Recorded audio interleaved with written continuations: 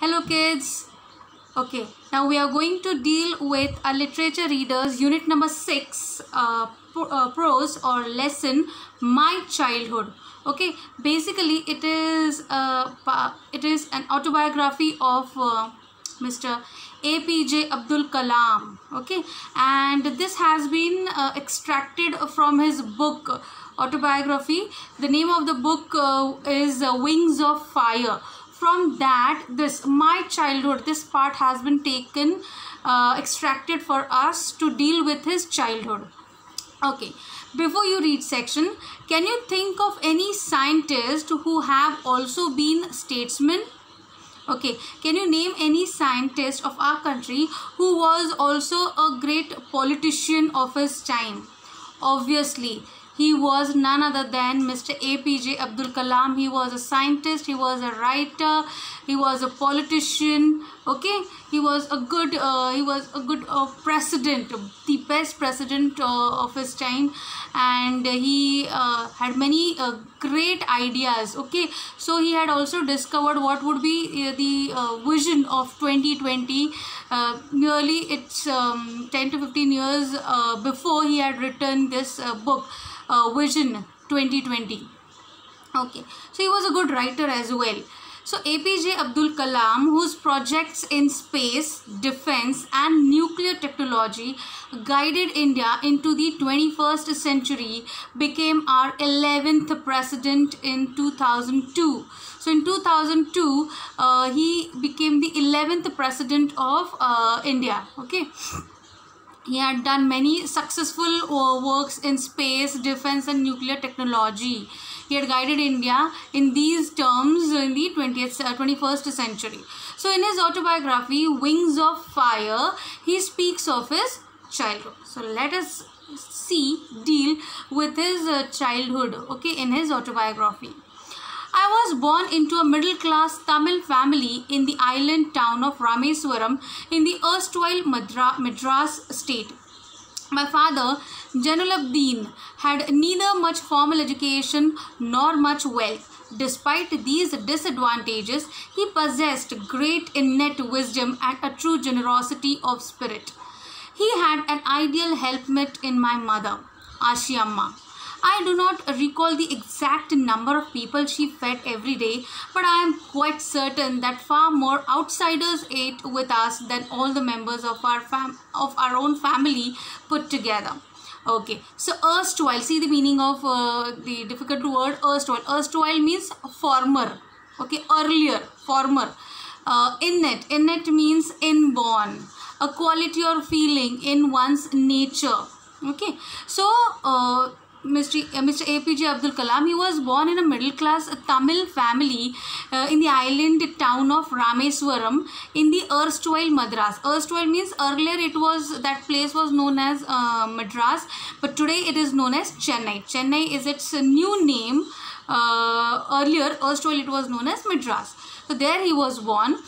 His father's name was Jainul-Abdin and his mother's name was Ashiamma. So Jainul-Abdin, according to APJ Abdul Kalam, he is describing his father. His father was neither much educated. He had not taken his formal education, nor he was much wealthier, nor he was much rich. Okay, but despite of these disadvantages, he possessed great innate wisdom and a true generosity of spirit. These disadvantages were there. His father was not educated.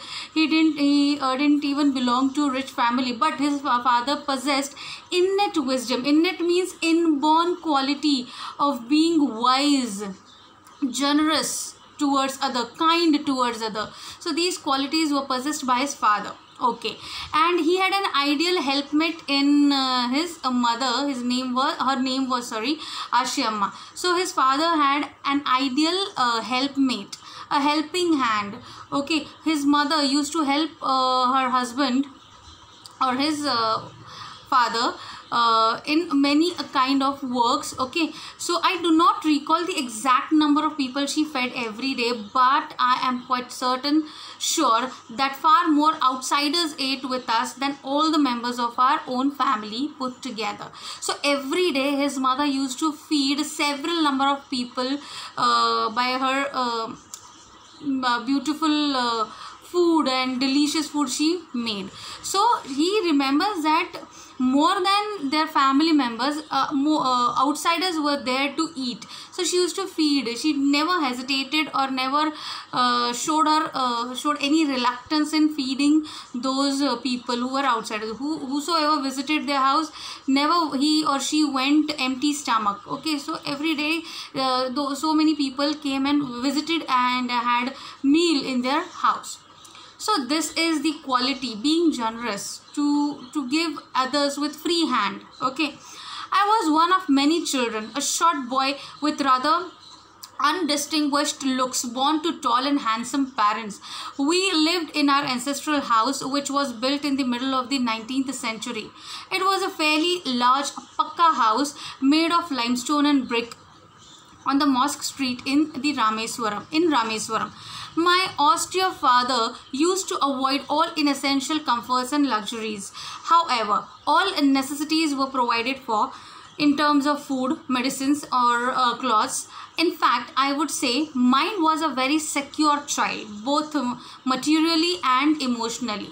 Now he was he was one of those many children in his family. Okay, so he was a rather short boy. Okay, his parents were tall. They were tall and beautiful, but he is calling himself over here a short boy. We lived in our ancestral house, which was built in the middle of the 19th century, and it was fairly a large pakka house made of limestone and brick on the Mosque Street in Rameswaram. Pakka house means a strong house, not made out of mud, but made out of what is given over here, brick and limestone.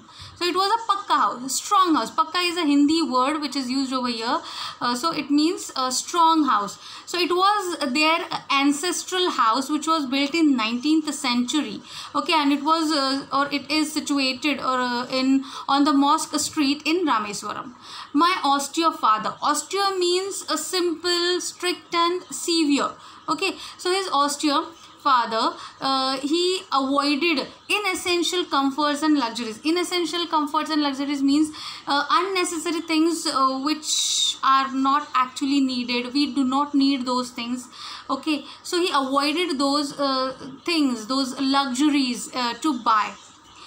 For example, ACs, air conditions. If we do not need, if we can do with fans, okay, it is okay, but then also we need ACs, then it becomes unnecessary thing, inessential comfort. Okay, so it is known as, if we go to our workplaces by public transport, but then also we own our own cars or our own motorbikes or motorcycles or scooties, then it is known as inessential comfort. Okay, so these kinds of unnecessary things his father, he used to avoid. Okay, however, all necessities were provided for in terms of food, medicine or clothes. But this doesn't mean that his father never provided them with food, medicine and clothes. He did this. He provided these necessary things. Which are the necessary things? Food is there, medicine is there and clothes. These are the necessary things for any human being, and which we should get it. So these necessary things were provided by his father. In fact, I would say mine was a very secure childhood, both materially and emotionally. But he is damn sure about his father, that his parents actually both in both the terms, materially and emotionally, his childhood was secure. Materially in the sense, whatever necessary things were there, those things were provided by his father or his mother also. So materialistically his life was secure, his childhood was secure, and emotionally parents are there to see to support you emotionally. So in these two terms his childhood was secure. The Second World War broke out in 1939 when I was 8 years old. For reasons I have never been able to understand, a sudden demand for tamarind seeds erupted in the market.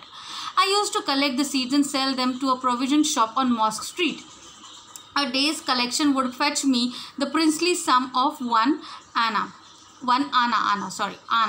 My brother-in-law Jalaluddin would tell me stories about the war, which I would later attempt to trace in the headlines in Dinamani.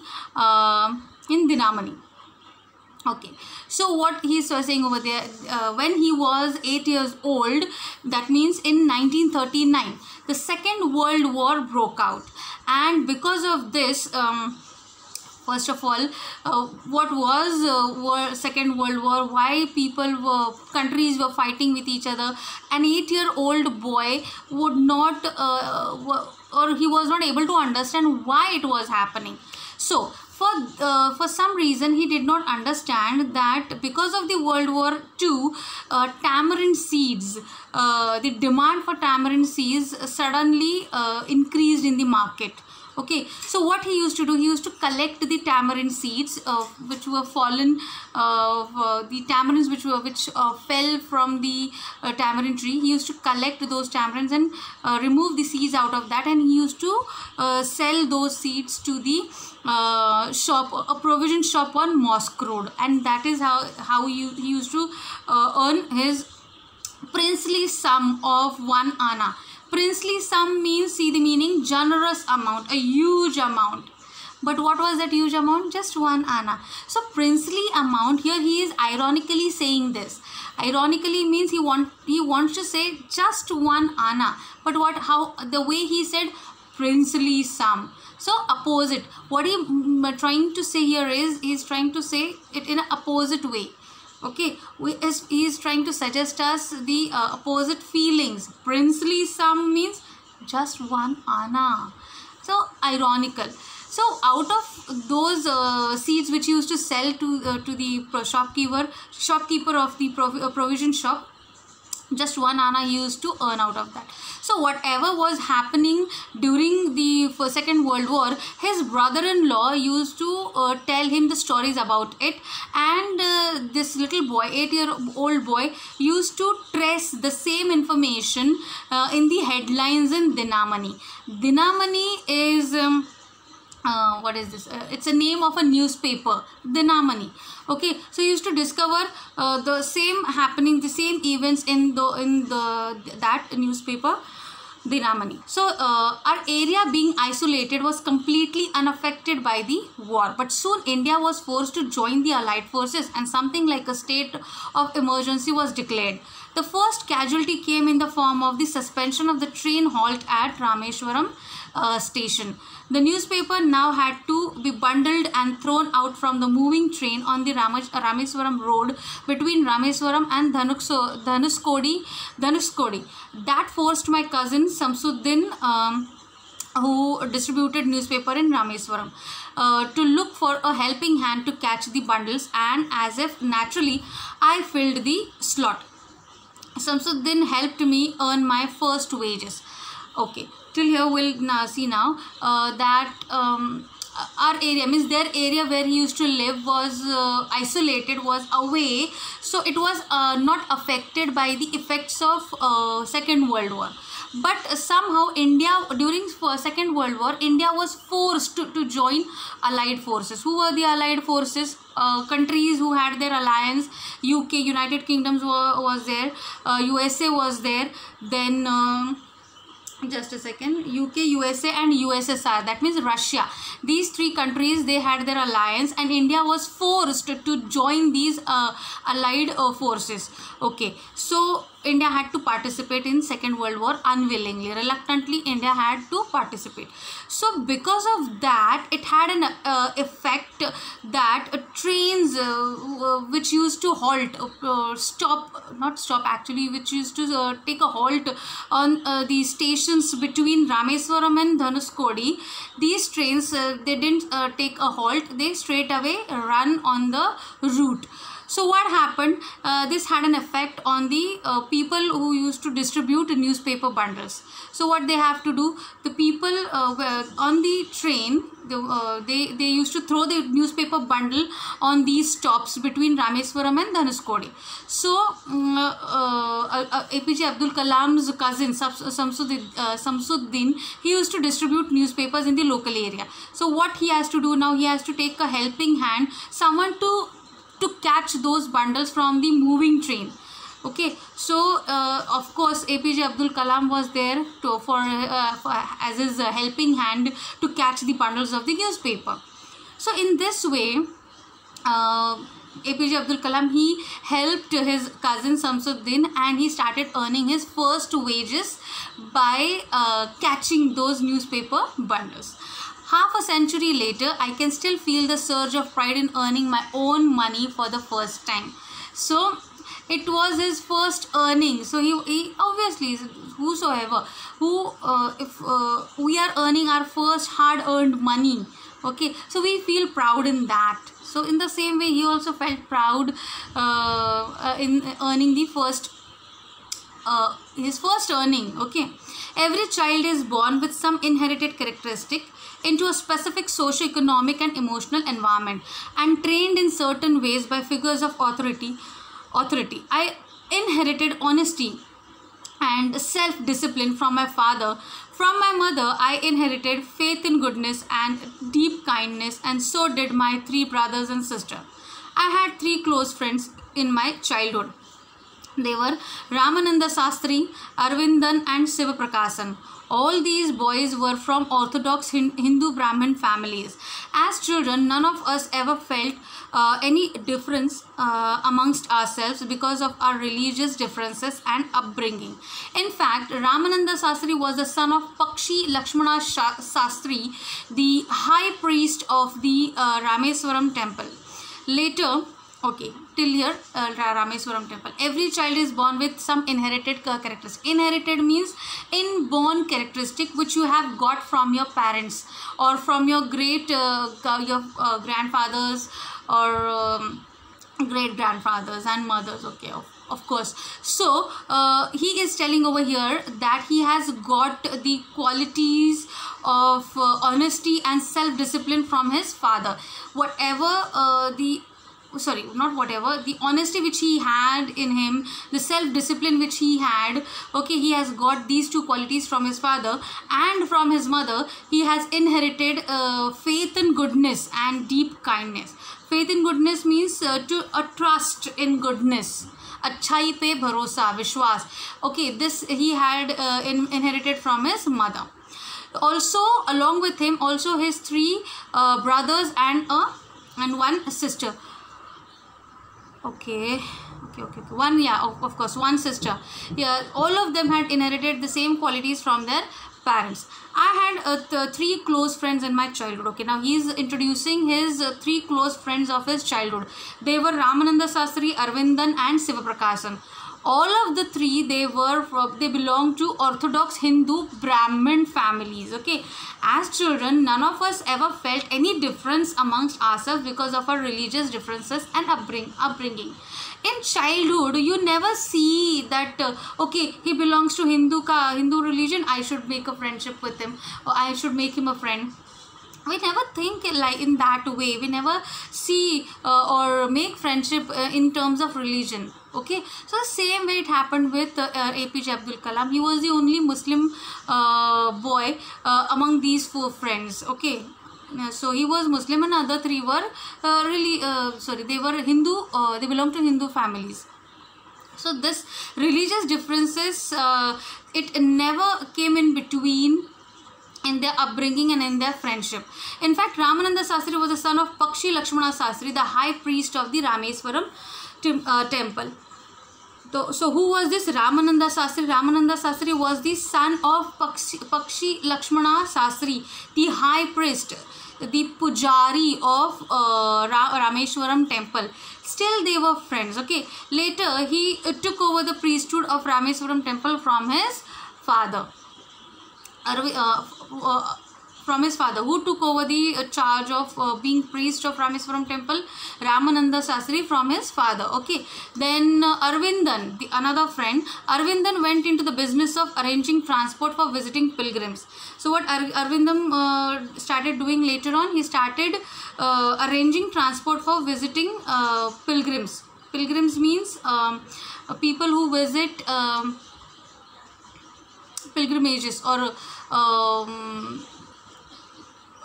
temples and all over India. Okay, they are pilgrims, bhakt pilgrims. And Siva Prakasan became a catering contractor for the Southern Railways. And the third friend, Siva Prakasan, he became a catering contractor for the Southern Railways.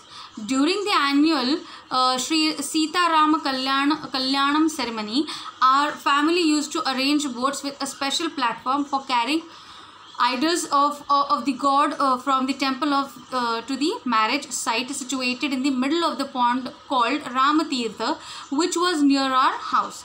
Events from the Ramayana and from the life of the prophet were the bedtime stories my mother and grandmother would tell the children in our family. So during the annual Sri Sita Rama Kalyanam ceremony, Kalyanam means marriage. So during the annual marriage ceremony of Lord Sita and Lord Rama, APJ Abdul Kalam's family used to arrange boats for this ceremony, which would carry the idols from the temple to the marriage site, which was situated in the middle of the pond called Ramatirtha, which was near their house, near his house. So also events from the Ramayana, from the life of the prophet, were also the bedtime stories his mother and grandmother would tell the children in their family. Now, why he is sharing all these incidents with us? His friends, most of his friends were Hindus. His family, being Muslim family, participated in the Hindu religious ceremonies, and they celebrated Hindu festivals also.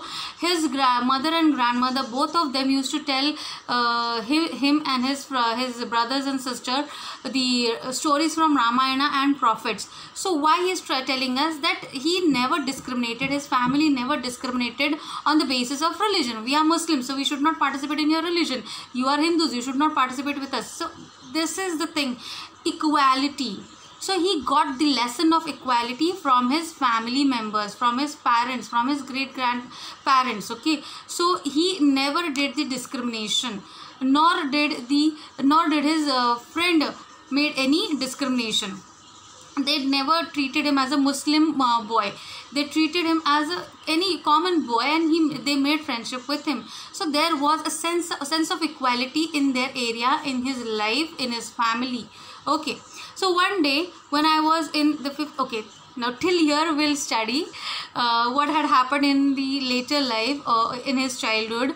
So we'll study it in our next video. Till then, please go through this video and read the lesson, the story of APJ Abdul Kalam.